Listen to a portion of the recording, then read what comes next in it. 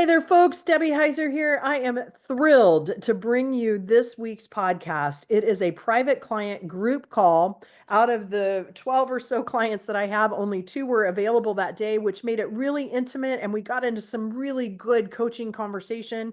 And so I wanted to share this with you as an opportunity to hear more about what we taught on that day and really see what happens when you work with me as a client. So, with no further ado, let's listen in.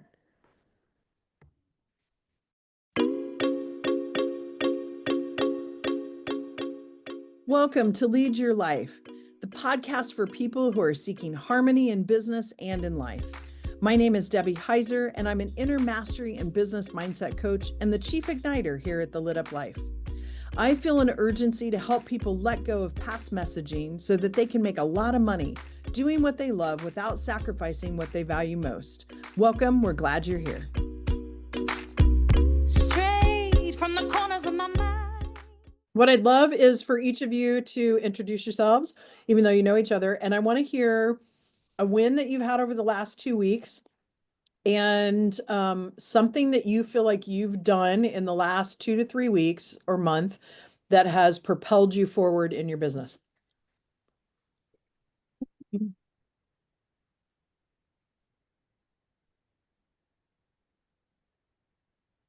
Okay. Okay. I can go. Go for it, Lisa. I love it. Thank you. All right. So, I'm Lisa McLeod. I help empower women to live their best life. I do that through health and wellness coaching. And I simplify information, health and wellness information. Gosh, it's been a while since I've done this. I help simplify health and wellness information. Gosh, my mind just went blank. I help simplify health and wellness information and help them take control of their own health so they can build their confidence and live the life they want to live. Great. Fantastic. Way to go. So over the last 2 weeks, I've been on the road, but I have I went out on LinkedIn, Facebook. I've gotten my profiles up on both of those. Fantastic. Social media, I posted 3 times last week. I'm trying to start a newsletter, but I'm trying to figure that out. Everything's new, but my win, I got 2 people to sign up. Good. Outside of family. That's fantastic. Actually, 3 people. 3 people have signed up for. That's fantastic. On my website. So not for actual paying customers, but for some of my stuff. Yeah. And so now the question is what's your follow through, right? And you and I can talk more about that. I think, are we meeting today? Yeah. Today, yeah. We'll talk more about that. Like what's the next step then from that? So nicely done. And I would say, you have an audience of people, Linda, me, Jennifer Steinbach, like make sure you're asking those people to friend you in Facebook. Stop, you're not getting my lunch.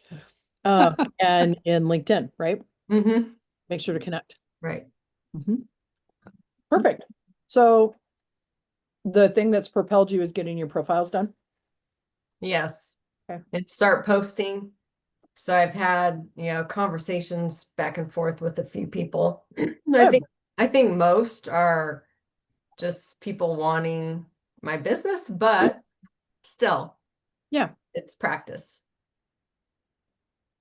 Yeah, there's a lot of Meredith and I just did a podcast and there's so many spam people out there that it's really interesting. And half of them are bots that end up messaging you and doing all that stuff. So good way to keep an eye out. So perfect. Thank you. Miss Linda, introduce yourself. I'm Linda Larson, director and owner of North Idaho Neurotherapy, where science meets compassion. And we do brain maps that tell us what is needed to bring that brain into balance, as well as cognitive therapy at the same time. So the last 2-3 weeks, I've resolved an issue with our therapist that had a health issue. And we've a pretty serious one, but we've resolved that. She's actually doing telehealth at home while we are doing the neurotherapy in our clinic. And so far that's working. So that was a big, Oh, good. because I, Way to be flexible. Yeah. Yeah. no, that's, and her clients are really, connected with her. So it's the client's feedback is positive. So that felt really good. Good. Oh, I see your baby. I know, Little little teddy Trying bear. to get a bite of my salad. So what I have a meeting, a luncheon meeting on Thursday with someone that we may be bringing into our clinic too, but she does marketing. Ooh, And nice. so I'm going to meet with her and explore that. And I've been talking with my business partner, John, and we've been talking about marketing, other possibilities. And so I'm looking forward to that. Now that Fantastic. summer's, I'm not going to cry, but summer's coming to an end. Yeah. But yeah, so Although you couldn't so- tell it this week. My God, it's hotter here than it was in Kansas City. well, I hope we have several more. I want a long fall so I can do a lot more kayaking, which would be really fun. But anyway, so yeah, that's what's going on with me. Great. Well, my name is Debbie Heiser, and I help men and women understand what they value the most and make a lot of money doing what they love and not sacrificing what's important to them. So I would have to say my win over the last few weeks is I actually am not very stressed. And I have a lot of things happening right now with getting ready to leave to go to the mastermind event in London. And everything for that is coming together. And then still getting ready for the October retreat. And we're going to do things completely. There's going to be some similar things, Linda, that you've been used to, and then Right. some new things that I'm bringing forward, which I'm really excited about. Hmm. And I'm changing up my business model starting October 1st. So that's all going to Wow. start launching the day I get back. So a lot of things happening behind the scenes. And yeah, so it feels pretty good to just trust, and reminds me of going in some kind of scary places and allowing my horse to lead and do what needed to be done. So Mhm. good timing for that. So anyway, okay, so today I was planning to teach on double binds and loyalty packs. And I Good. know Linda's heard of this, and Lisa, you might have heard me talk about them a little bit, but I guess I want to ask and open it up. When you hear the word, we're going to start with double binds. When you hear the word double bind, like what does that mean to you? And there's no right or wrong answer here. Well, when I hear something, it's a double bind. So a bind is something that's stopping you or holding you back. That's what I hear that. Something that is probably in the current that goes back, like way back to like family of origin stuff. And so it's like confirming that that's a bind that has been there for most of your life. Okay, awesome. Lisa, anything come to your mind when I say double bind? No. Yeah, no worries. I just was asking because that helps me kind of know where to start. Yeah, I think of like bound hand. Yeah. Yeah, like your hands are bound. Yeah. Yeah. And when your hands are bound, what can you do? Not Not much. Not much, right? Yeah, there's only so much you can do with like hands, right? Mhm. So, yes, all of that is correct. And when you think about a double bind, and I'm going to ask you some reflection questions after I talk about this a little bit, but a double bind, and a lot of times I'll do this, right? Like they're chains. And what it simply means is that when you think about the neuroscience, so I'm going to back up and give a little overview of the neuroscience of the brain too, really quickly.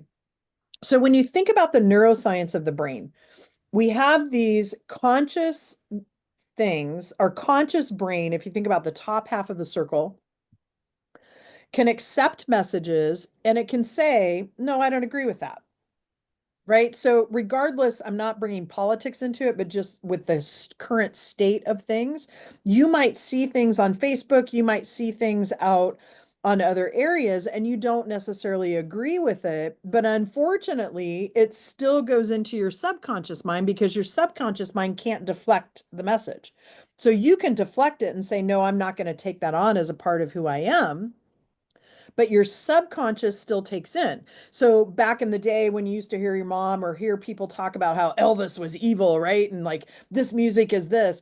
I mean, in some sense, there is, I'm not saying it was evil, but you are influenced by what you watch on TV, what you input into your brain, which is part of the environment that I talk about with people, right? Like think about the environment that you have both physically around you and what you're putting into your brain and into your heart and into your body, right? Because all of that does make a difference because the bottom half, the subconscious cannot deflect.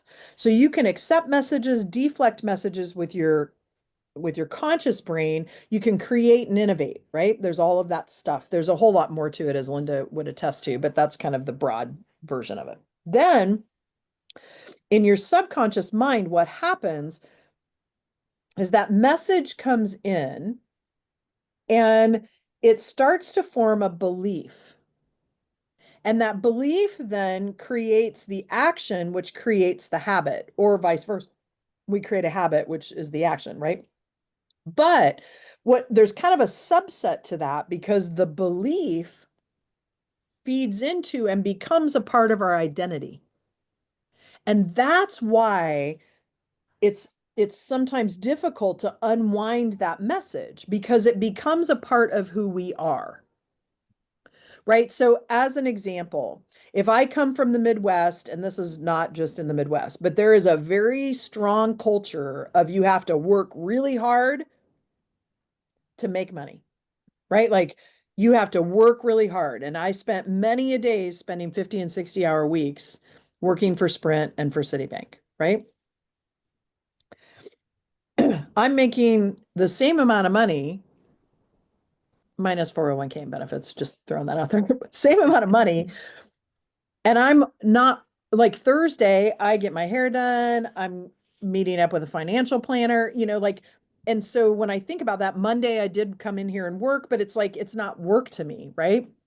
Um, and so I'm actually working less hours. So the thought is in the Midwest, like you got to work hard to make money. You got to work 8 to 5, right? Like I'm thinking about these messages. And when you think about messages you've learned also with money, right? People with money are ostentatious. They're rude. They're like, we hear all these things and we learn from our family. Like, I'm going to give you one. It was so interesting to me. I had lunch with my aunts, my mom's sisters. All of them live, with the exception of one aunt, she lives up in Nebraska. So it's about a 3 hour drive. So I should have invited her, but I didn't. Hindsight's better than foresight. But anyway, I met with my mom's sisters, and one of my cousins was taking a GLP-1. She's lost probably 100 pounds over the last year. I thought she looked wonderful. Like if I saw her on the street, I wouldn't think she's anorexic. But every single one of them, including my sister, were like, oh my God, she looks anorexic. And then they were pushing food on her because we had lunch. Are you sure you don't want some soup? Are you sure you don't want a BLT? Are you sure you really should eat something, right? Like this constant push. So like that message is that if we're not all 30 pounds overweight, we don't fit into the tribe. Right? So these messages aren't necessarily something that's said out loud, but also what our brain interprets about belonging, about being loved. Right? Another message, and I'm just sharing some of my own, and then I'm going to ask you guys, is that I thought I had to work to gain love for my dad, right? Like I had to achieve things. I equated love to achievement. So hence, in high school, I was at the school at 7 a.m. with marching band and didn't leave until almost 10 o'clock at night because I was involved in everything. Volleyball practice, then we had play practice, and like all of these things that kept me super busy because that was valued in my household. Right? Like if I was twiddling my thumbs or I sat back and had a day of rest, that was not considered productive. Do you see where I'm going with this? Like all of these messages come into us. It could be religion too. Like I mean, I have a very strong faith, but over and over again, I heard in the church, not these exact same words, but it's better to give than to receive. Yes, that is the first law of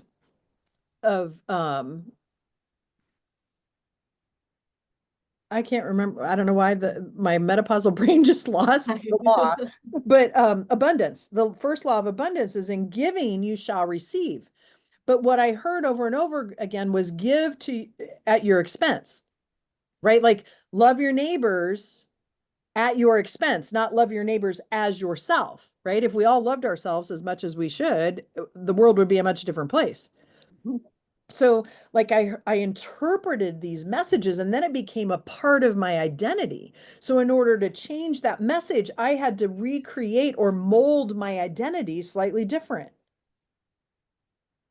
Right? Even stepping out, both of you, into being an entrepreneur.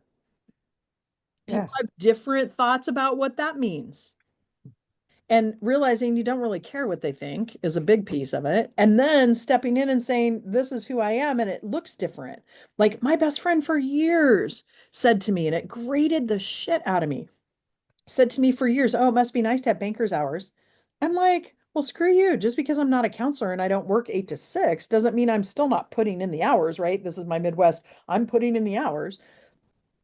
And I had to let go of that, right? But Yeah. that message is that I wasn't okay because I wasn't working 8 to 6. Mhm. And that's how insidious these little subconscious messages can be that then creates our identity. So what happens in a double bind, and then I'm going to back up and ask you guys questions. What happens in a double bind is that our conscious mind says we want something. Like Lisa, I'm going to pick on you here for just a second, and then I'm going to pick on Linda too. Go for it. Your conscious brain says, I want to promote myself. I want to get out there. I want to show people how I can help them because you've had a life-changing experience with what you've gone through over the last couple of years, right? Mhm. But your subconscious brain says, holy shit, what are people going to think of me? Yeah. And that desire is stronger than the conscious desire because your subconscious is tied to your identity. So we have to mold that identity slightly differently and accept that what you do is impactful. What you do is changing the world the same way it was as you being a colonel in the guard, Mhm. right? Like you can go back and you own that. Like I've seen you show up in that energy, right? So the same thing holds true. You know, your body knows how that feels. So now it's about the belief and changing that belief in your identity to say, this is just as impactful. Mhm. And so it's transferring that feeling into this so that you can embody that energy until I say, be it until you become it.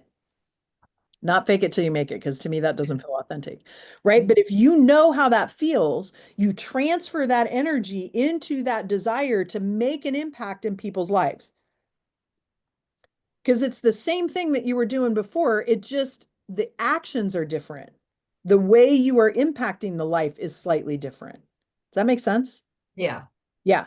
And so until we work through that double bind, that lower vibration of I'm worried about what people are going to think of me, or they're going to think I'm a joke or whatever that is for Mhm. you, is going to pull down that other desire.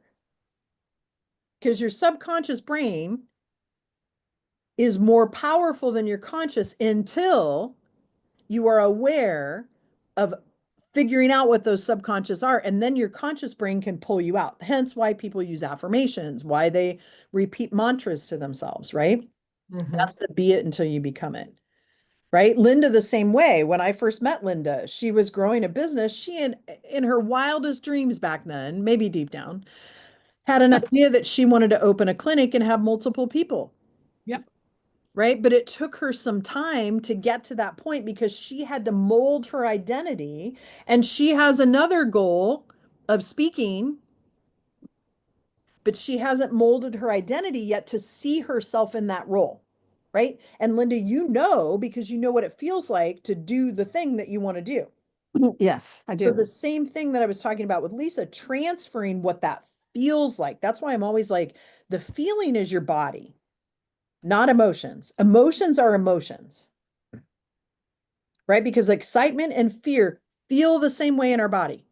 Like I want you to think about, when was the last time you had a little bit of fear? Hmm.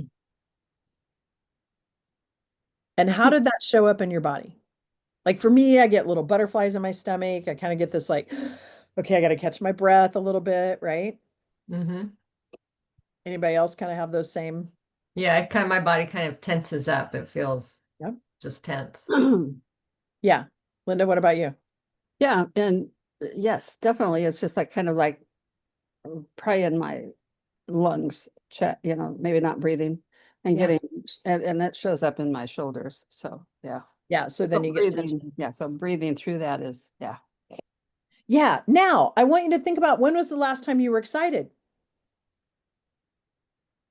Because 99% of the time, the way we feel when we're afraid, like when I get excited about something, like I'm really excited about London.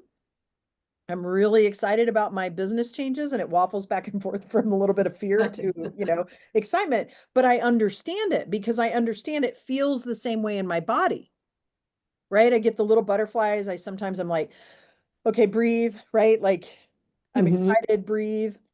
When I was a kid, I would get excited and I would actually get an upset stomach, right? But that same thing sometimes happens with fear. So understanding that, then it's our mind that makes the choice. Am I going to be excited or am I going to be afraid? Mhm. It doesn't mean like just completely do away with the fear. You have to acknowledge the fear and say, you know what? Yeah, I'm a little nervous about changing my business model in October, right? Am I going to bring in the same amount of income? Am I going to be able to sell people on this? Do I believe it? Like all of these thoughts that you guys go through too, right? Mm-hmm. But then I think to myself, damn right they are. Like I know the changes that I make in people's lives. And so then it's about choosing to believe those things. Does that make sense? Mhm. And so that's the way you start to change a double bind is you become aware of, ooh, if I'm not moving forward in this, if I'm not taking inspired action to do the thing that I say I want consciously, Mhm. then what might be deeper in there? And it's okay to say, I have a fear of this, because that helps you identify what the subconscious message is. Because we have to be able to identify that in order to change it. Right. So, when was the last time you were excited? And were they some of the same feelings in your body?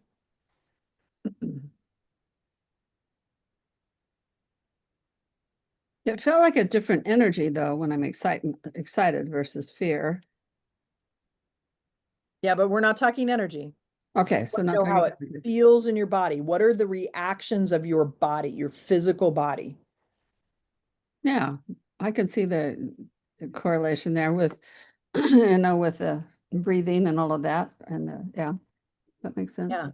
Yeah, because then energetically you make the decision to say, I'm going to be excited Yeah, that about makes, this. And energetically, then it comes from a different place, yeah.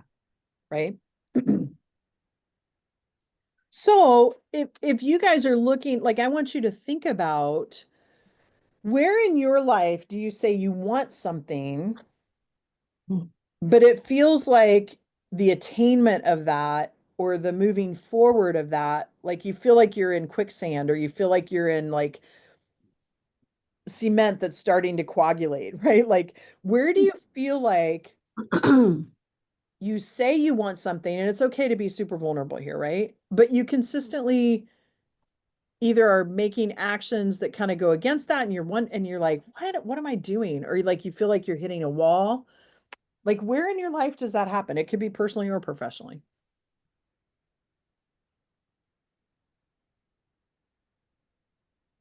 I would say for me, so personally, I would say I mean, I'd still like to lose some weight.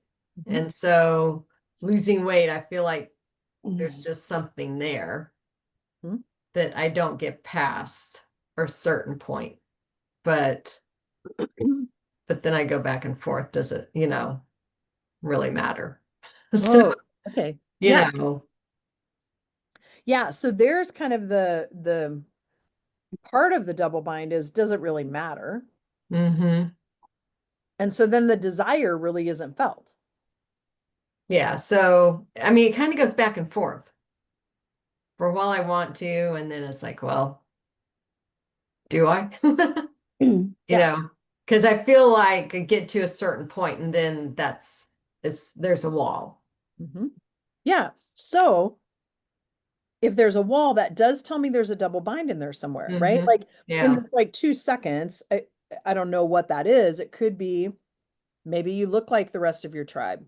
Maybe your friends look that way. I don't know. Like Yeah. maybe it's, does it really matter? I'm tired of this. Maybe sometimes it's the adolescent in us bucking the system of being disciplined, right? Mhm. Which is way okay. I know I've had those moments where I'm like, screw this. This is the one thing I have control over. Yeah. I'm going to make the choice to eat the brownie. You follow where I'm going? Mhm. Yeah. Yeah. And so just start to kind of look at that, right? Don't beat yourself up about it, but start to look at that and say, okay, when I find myself in that situation, what's going through my mind? Is it, who really cares? Well, then stop saying that you want to lose weight, Right. right? Because then you just beat yourself up for having a true desire. Because the key is getting to the true desire. Because I've seen people too say, I want to make $1 million. Well, it's silly. They're not even making $20,000 yet, right? Like, Mhm. yes, you could do that in a year, but frankly, you're not going to do anything else.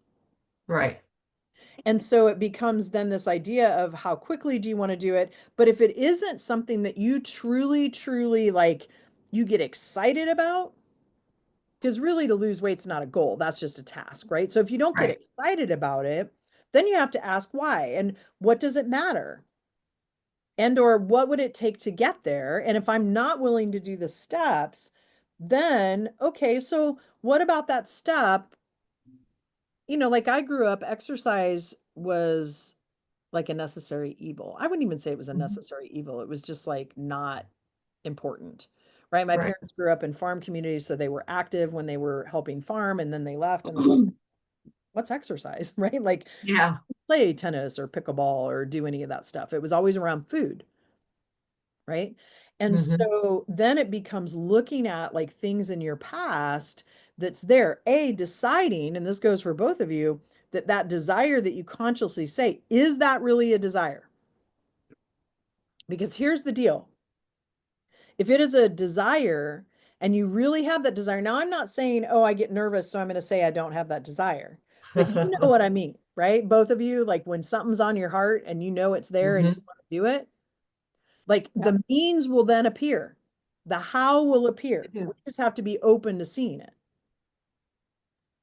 And if we see the how, but we're not taking the inspired action, that's the double bind. And we have to uncover and start to realize and ask ourselves questions about, okay, what's stopping me?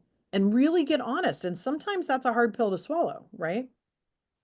I mean, I remember, I was just talking about this on a podcast the other day that I remember as a kid, the way that I got attention after both of my sisters were born was that I played sick. In fourth grade, I put the thermometer next to the heater. That was those old fashioned heaters. And they came in and I stuck it back in my mouth and they're like, wait a minute, your temperature is not 200 degrees, right? Like it was off the chart. But it was a way that I got attention. And even in my adult life, I was sick a lot. I had bronchitis and all these things because I got attention. And that wasn't easy to swallow,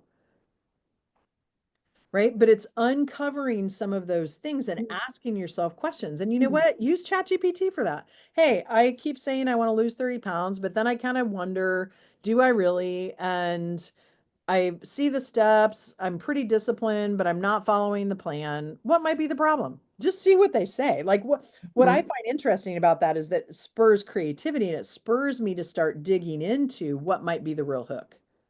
Mhm. Right. Like it never replaces a therapist. I'm not suggesting that. It never Right. replaces. But for me, it helps me kind of get out of the work mode and start to dig in a little deeper to things. Linda, how's this resonating for you? Yeah, no, I think it's right on. As there's a couple things which you're aware of too, is the public speaking and also taking more classes in my field. And both of those, um, I haven't really progressed. Public speaking, I do have, um, we didn't do any of that in the summer because summer in Sandpoint is whatever. Nobody does it. So we have some things lined up, but which I'm going to be addressing. And, it's interesting. I'm not afraid of public speaking. I love it. But it's just the moving forward to, what is it that, what is that going to look like? Is it just giving presentations here in Sandpoint? Is it moving out? What's your heart's desire? Yeah, well, I would love to do more of that in other places. Yeah, I was going to say, it's not Sandpoint. That's not a decision you have to make. I No. already saw that. So then you ask yourself the question, what would it take? Right? And is there some fear of being visible? Is there some fear of sharing your personal story? Because I think your personal story is powerful when it comes to the why behind what you do. Yeah, no, no fear of that. Right now, the fear is my eyesight. And I shared with you, that's something I'm trying another protocol. It's frequency based too. But that's a fear that I don't want to stay stuck in, but it's a reality. And so And let's say the worst thing happens and you lose your sight. Can you still speak? I can still speak, yes. Yeah. So don't let that get in your way. Yeah. And I think that's really important. I know that's something I've been struggling with this summer too. Yeah. So yeah, so that's part of it, big part of it. But yes, I agree. Getting my mind around that is pretty big, Yeah, but absolutely. important. Yeah. And that's where I can sometimes, see, I can hear, I have no problem with hearing. I have no problem yeah. with And speaking. right now, you don't have any problem. I mean, you need corrective lenses and you're Yeah, dealing with the macular degeneration, but yeah. it's like right now you can see. Yes, I can. And so I don't want to go to the future tripping. I want to stay here. And then, So what would light a fire for you to get you to do the necessary actions? And some of it is you don't know necessarily, but make the decision that, yes, I want to put myself out there as a public speaker at associations, at, like whatever that is. What's Mhm. stopping you from getting clear on that? um, and that's a really good question for me to Yeah. struggle to figure out. I liked your chat GPT. I wrote that down. Yeah. Just put that. Because you can identify now, as we've been talking, that the fear of losing your eyesight it's big. Please Yeah, don't unhear me when I say that I I do. I hear hear you. you. But that's an excuse, right? Hmm. So once we know that, and that's what I'm talking about, both of you, like uncovering that excuse, then helps you uncover a subconscious belief. Like, what's the belief for you that if your eyesight is starting to get worse, what's the belief for you that says you can't be a public speaker? Well, I think part of that, well, a big part of that goes back to my mom, who she had a different type of macular degeneration. She actually did become legally blind, Mhm. and she was older in life, and well, so am I, but and so she basically backed off of doing everything like her artwork and everything, and just settled with that. So So there's that. yeah, and you know what? I couldn't have paid you better to talk more about loyalty pacts. So when you think about a loyalty pact is similar to a double bind, but the difference is we've made a pact with someone that we love and care about. Yeah, and I don't like that one. Yeah. And it's a subconscious pact, right? And usually the pact is that if you did something different than your mom did, Right, you're making your mother wrong. And she right. wasn't wrong. No. She did what she thought to be best at the time. And then it's a determination of, am I going to allow myself to not go live how I want to live? Because of that. Right. Because you're both, like I was just talking to Meredith about this on the podcast about each of us, like when we compare to other people, there is no comparison No. because we're each unique and we each have our own story to tell.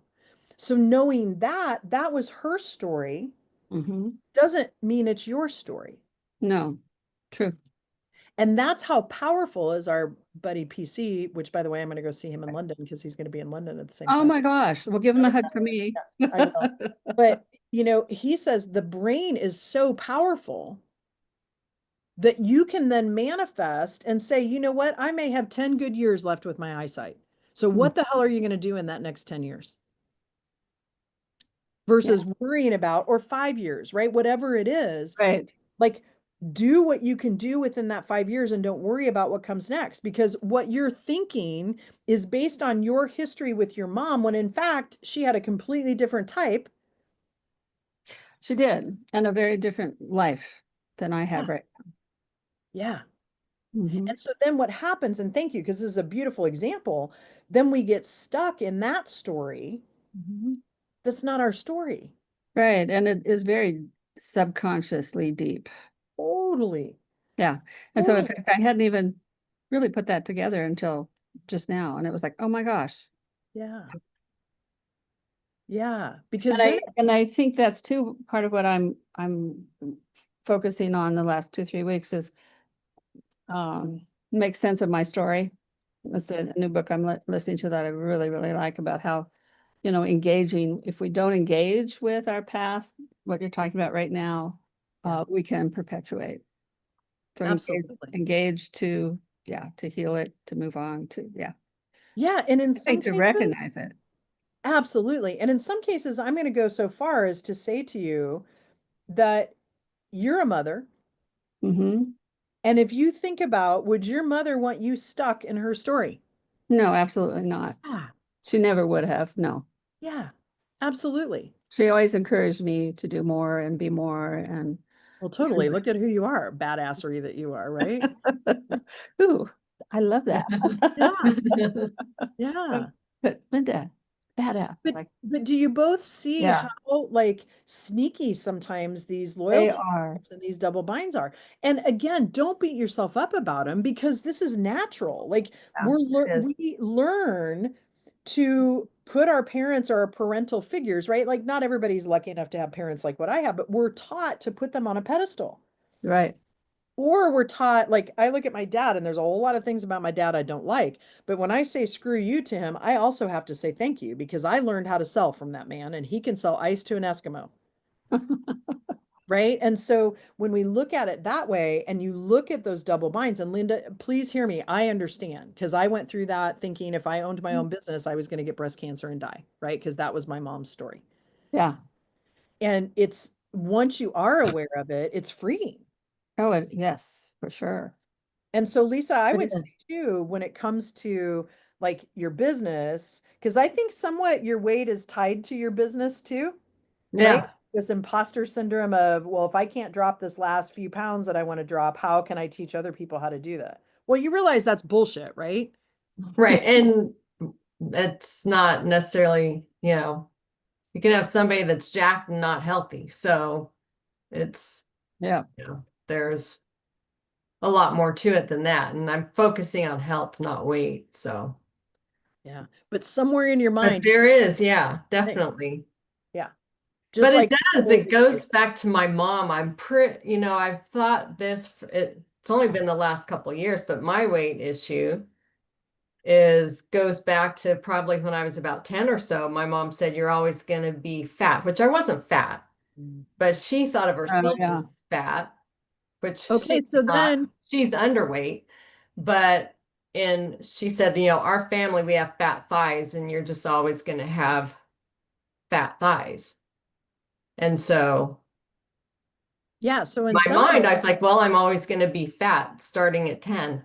So, Wow. yeah, which is so heartbreaking, right? But then also there's a loyalty pact there in a way, because you don't want to make your mom wrong. yeah. When in fact she was wrong all along. Like you see that logically. Oh, yeah. Yeah. And this idea, same thing with Linda, that she can't speak if she needs corrective lenses and is going through this thing. Well, in all honesty, Linda, that's motivating, Yeah. It right? is. Like, how many other people do you know that are facing, like going through what you did with your daughter, going through all of the things that have made you resilient Hmm. and continuing to make impact in the world, all the while being nervous that you're going to lose your sight? Good point. I don't That's know anybody super else. I inspiring. don't know anybody else that's doing that. Right. Yeah. And Lisa, the same thing, right? Like somebody that was told early on, believe you me, I think I went from a size, 12 girls to a size 12 women's in the same grade, right? Yeah. Like I was told the same thing my freshman year in high school. I went to a doctor and he goes, "Oh, are you playing football? You got the thighs for it," right? Like all these Ooh, ouch. that get into our brains. But when you think about that, that loyalty pact of you're going to make your mom wrong if in fact you are thinner than what she said you would end up. Yeah. And tied to then, how can I be visible? Which I don't think you need to lose weight. This is just me talking about your mind thing here, right? But Yeah. in your mind, you're going, oh, I need to drop 20 pounds. So, how in the world can I help other people? Even though it's really not about weight, it's about health. Bullshit, bullshit, Mhm. right? Because in your mind, you're Yeah. equating Mm, health and weight. yeah. But there are So, a lot of people in menopause that have a little bit of extra weight, but keeping the visceral fat off. Like there's different things, Right. logically, but it's about letting go of that identity that your mother has created for you. Right. You are not that person. so something an acupuncturist shared with me years ago that really stuck with me was never say you want to lose weight. Because when you tell your brain you're going to lose something, your Find brain's it. going to want to go find it. Oh, yeah. I'm getting rid of it. Don't I say lose it. that all the time. Yep. I mean, that was such a wake up subconscious thing. Of course, your brain is going to go find something if you lost it. Right. Yeah. And here's the Good. interesting thing is that when you stop focusing so much on it, because right Yes. now you're beating yourself up, lowering your vibration, and then eating the thing anyway because your adolescence like, fuck you, right? And you're doing the thing, and then you feel bad about it, and it's creating the downward spiral again. You see where like that Oh, pattern. yeah. So then it's a point of just breaking the pattern. And I've found, like I'm not gonna lie to you, I was eating 3 meals a week or 3 meals a day at the ranch. Now, granted, working out every day because when you're riding, you're using your core and your legs, but not any more than me hiking 3 to 5 miles a day. And Hmm.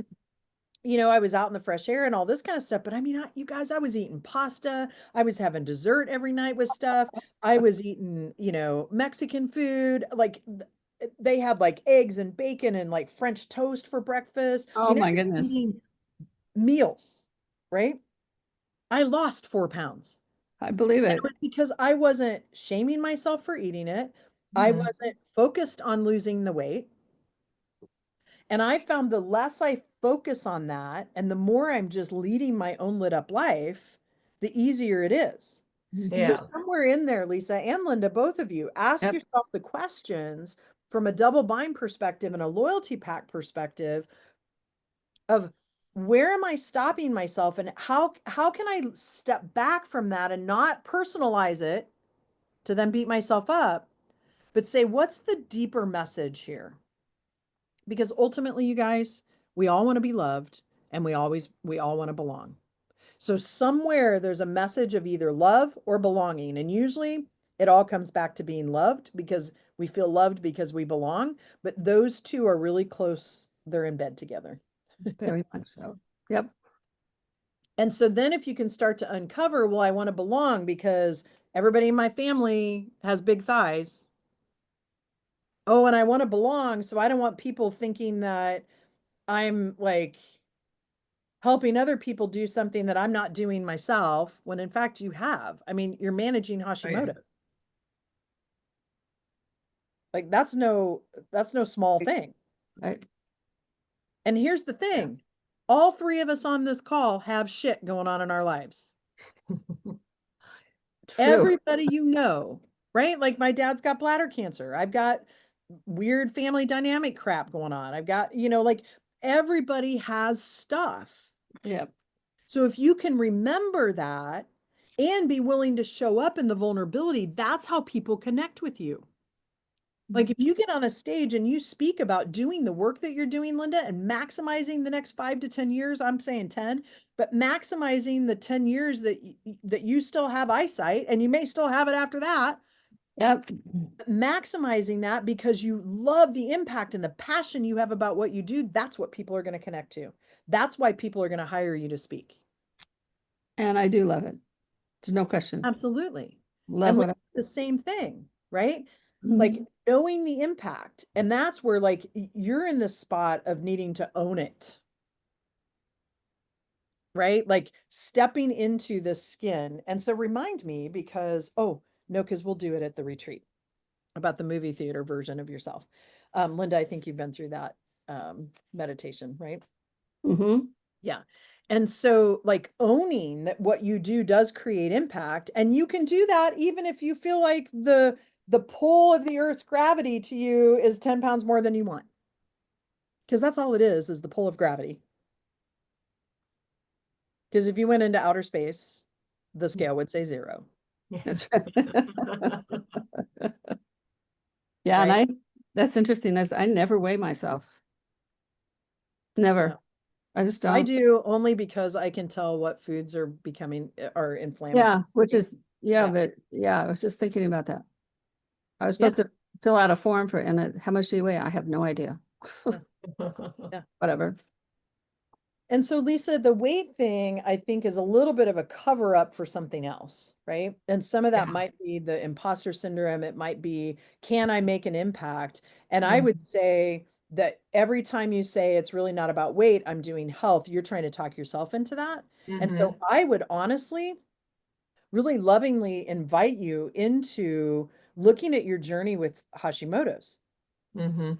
looking at your journey of being in a male dominated field and still showing up in the feminine, being able to own who you are in both the feminine and masculine, and being able to own who you are even though you've been dealing with an autoimmune disease.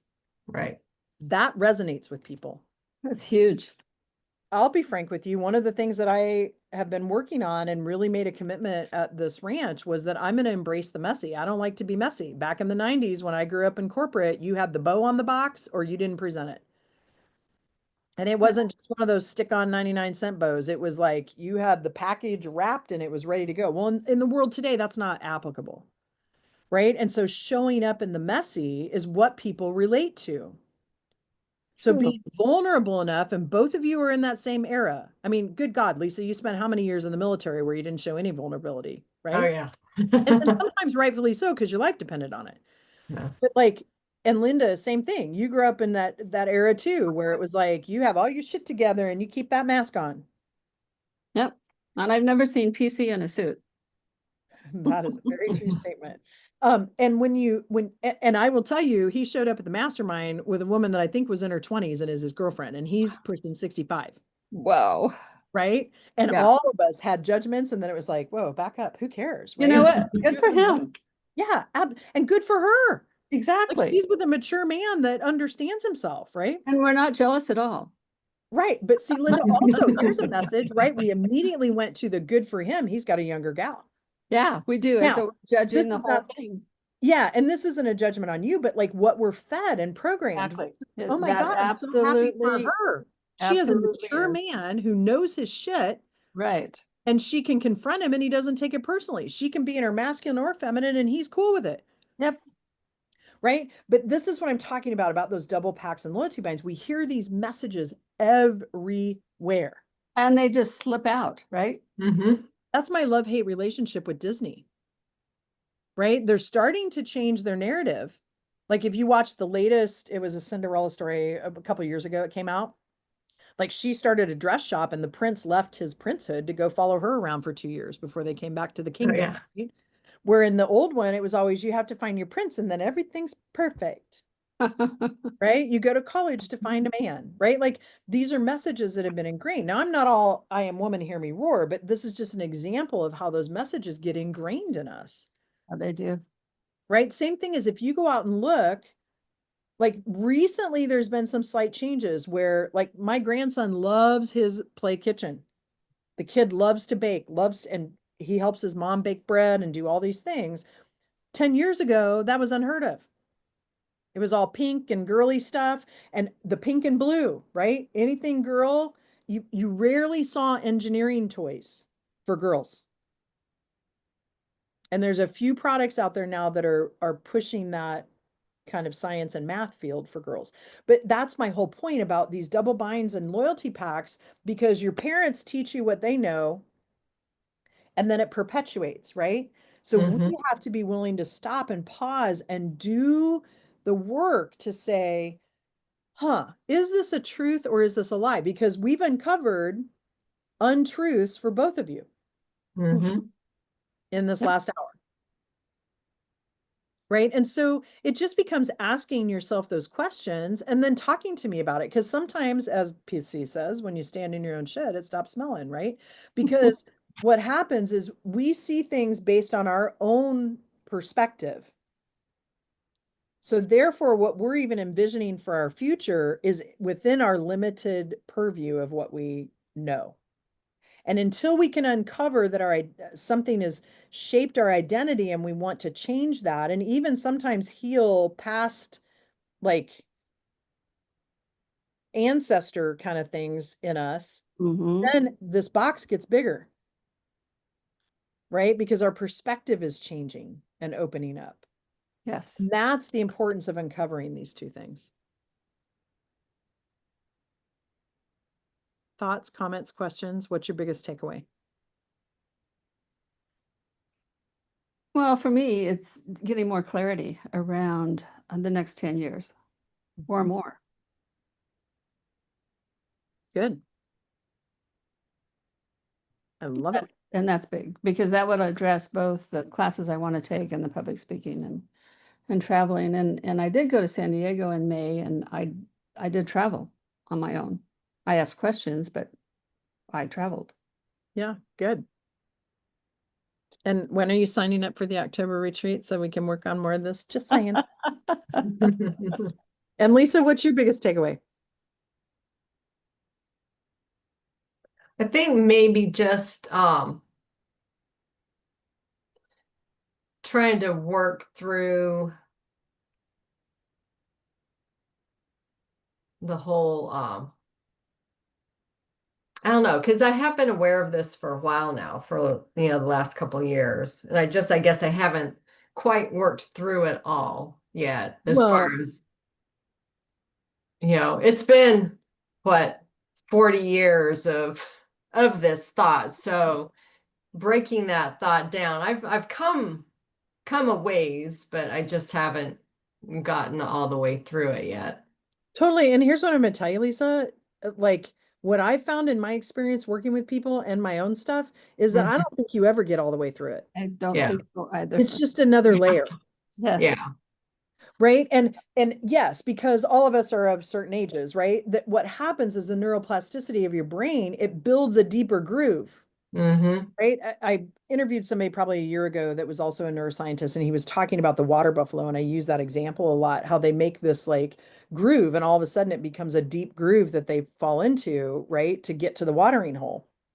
Until somebody says, "Oh, I'm going to go this way." And the water buffalo climbs up the little hill and goes this way. And it takes a little bit longer. So then next time he's like, "Oh, I'm going to go with the crowd because I get there faster." And then he's like, "No, I like this better. I don't want to see all the brown from like the dirt, right? Or whatever." And it takes us longer to Mm-hmm. build that new neural pathway because ours is so much deeper. Where if you're a 4-year-old, that groove is not very deep.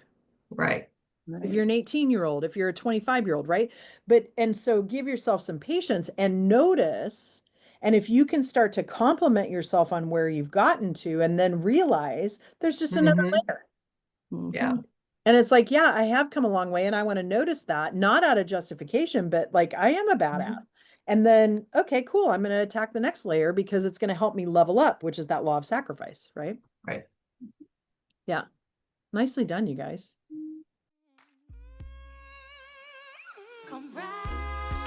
That's a wrap for this conversation. I'm so glad you've joined us. Remember to subscribe to the podcast so you can catch all of our future episodes, and visit us at thelituplife.com for details on how you can become part of the Lit Up Life community.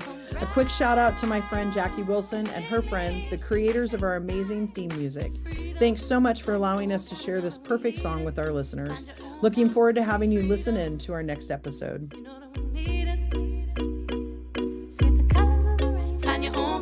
See the colors